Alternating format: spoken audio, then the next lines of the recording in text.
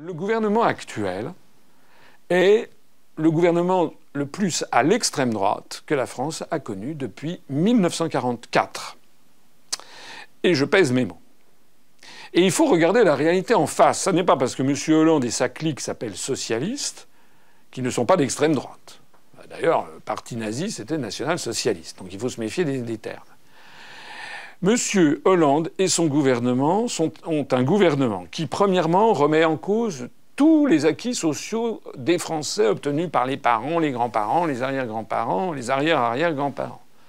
Toutes nos conquêtes sociales sont remises en cause les unes après les autres pour le plus grand profit des grands détenteurs de capitaux et des grandes entreprises. Deuxièmement, M. Hollande s'est fait élire, je le rappelais tout à l'heure, je ne cesserai de le redire, et s'est fait élire sur une escroquerie. Il s'est fait élire en disant « Mon adversaire, c'est la finance ». Rappelez-vous le discours du Bourget. En réalité, il est le premier domestique des grandes organisations financières et industrielles qui tiennent le monde euro-atlantiste. Il a d'ailleurs nommé Emmanuel Macron, qui est un monsieur qui ne payait même pas d'ailleurs sa cotisation au PS, d'après ce qu'on a compris. Il devait avoir, comme tout était venu, il devait avoir sans doute un prurite aux mains lorsqu'il s'agissait de faire un chèque pour payer sa cotisation au PS.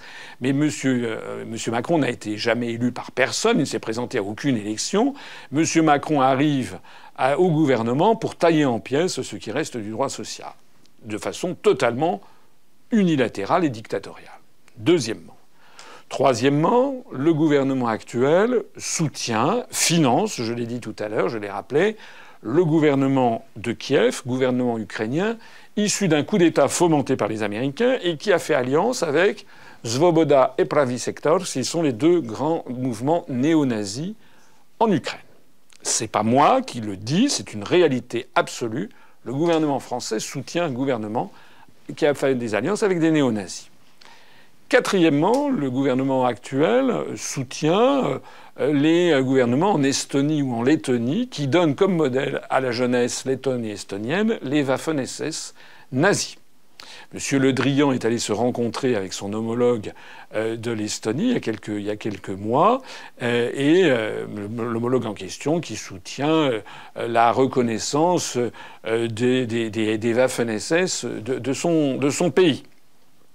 C'est au point, je le rappelle, l'UPR est le seul mouvement politique français qui, tous les automnes, se scandalise, nous publions à chaque fois un communiqué, de constater que la France refuse de condamner la glorification du nazisme à l'ONU. C'est une résolution qui est présentée par la Russie à chaque automne, qui condamne ce qui se passe en fait en Lettonie et en Estonie, la glorification du nazisme. Cette résolution proposée par Moscou est soutenue par à peu près 130 pays dans le monde, tous les pays latino-américains, tous les pays africains, les pays du monde arabo-musulman, les pays d'Asie, la Russie elle-même, etc. Et les seuls qui votent contre, c'est les États-Unis et puis le Costa Rica et les îles Marshall qui sont leurs obligés, et puis les pays de l'Union européenne. La France refuse de condamner la glorification du nazisme. C'est arrivé plusieurs fois, c'est pas arrivé une fois.